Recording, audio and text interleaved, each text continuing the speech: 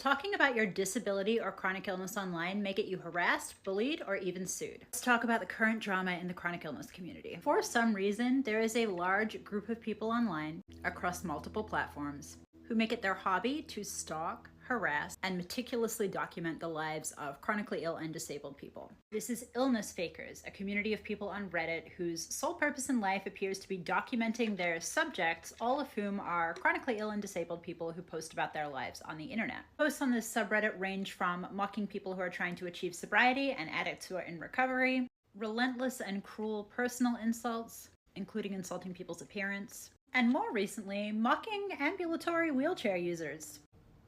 Why not, I guess? Last month, I made a couple of videos talking about this problem in the TikTok chronic illness community. Because yes, a lot of those same people on Reddit also have TikTok accounts and seem to have nothing better to do than to parody and bully sick people. And it's creating a climate where people are scared to share about their personal experiences on this app or on the internet generally. Many of these online bullies are actually chronically ill and disabled themselves, which honestly makes it so much worse. But the environment on Illness Fakers has actually gotten so toxic and the posts have become so nasty that a moderator recently had to remind people not to be so cruel because a lot of the users on the subreddit are themselves disabled. This is that post. I'm gonna get off screen so you can pause and read.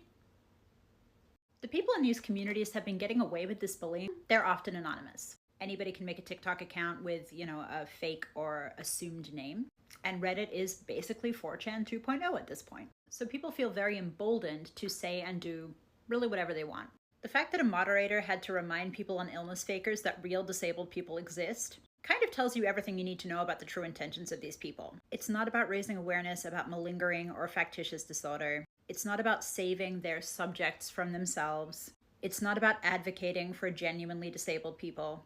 The reality is that the number of people who are faking or misrepresenting their illness is vanishingly small, minute, statistically insignificant. And in fact, the phenomena of accusing other people of faking their illness online does far more damage to the disabled community than the handful of people who maybe do have a mental health disorder, or who might be lying or misrepresenting themselves for clout or financial gain or what have you. If you are spending all your time researching and documenting a stranger online, I really think you need to take a look at your life and figure out what it is that's making you so unhappy. Because that's not something that a normal, well-adjusted, happy person does. That's not something that someone with a fulfilling life does. It's weird. And perhaps the deepest irony is that these people can dish it out, but they cannot take it. They'll sit here all day, every day, making fake accounts, parody videos, horrible posts on Reddit, getting together in their little Discord servers to decide who their next target or subject is. But the minute they're held accountable for their actions, suddenly they're crying harassment, slander, defamation.